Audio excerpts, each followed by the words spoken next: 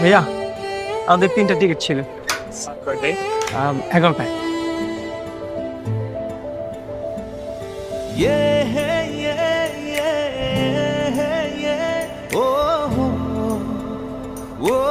High hi hi high.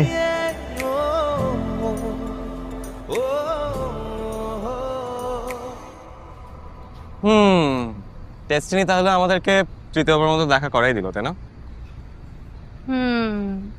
সেটাই তো মনে হচ্ছে। আচ্ছা, আমার একটা প্রশ্ন, ডেস্টিনি কি আমাদেরকে বারবার দেখা করিয়ে দিচ্ছে নাকি আপনি আমাকে ফলো করছেন? আপনাকে ফলো করলে কি আপনি খুব মাইন্ড করবেন?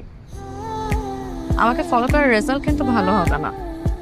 সেটা আমি নিজের চোখের সামনেও দেখছি, ভিডিওতেও দেখছি, আর আপনার ব্যাগে ওই এভিডেন্সও পাইছি।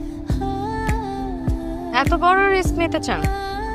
দেখেন, জীবনে আমাকে একবার একজন বলছিল যে লাইফে বিগ কিছু অ্যাচিভ করতে চাইলে বড় বড় রিস্ক নিতে হয়। তাহলে তো আমি আপনার লাইফের অনেক বড় অ্যাচিভমেন্ট। না না, মানে যে আমাকে এই কথাটা বলছিল সে আমার ব্যবসার ব্যাপারে বলছিল, আপনার ব্যাপারে।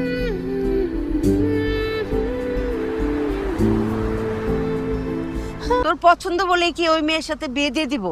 আমাদের একমাত্র সন্তান তুই, না দেখে শুনে বিয়ে দিয়ে দিব। আম্মা, ইনায়া খুব ভালো একটা মেয়ে আম্মা, তুমি আমার উপর বিশ্বাস রাখো।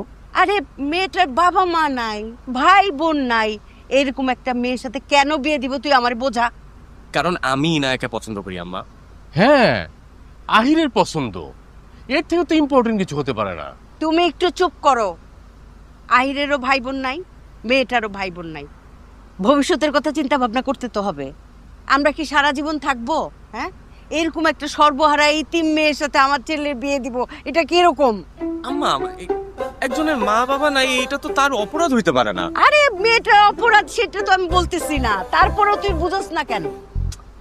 আম্মা শুন, ও তোমাদের সাথে দেখা করতে আসতেছে, তুমি কথা বলো, দেখা করো, তারপর সিদ্ধান্ত নাও। দেখো, তোমার পছন্দ হবে না এরকম কাউকে তো আমি পছন্দ করবো না আম্মা, তাই না?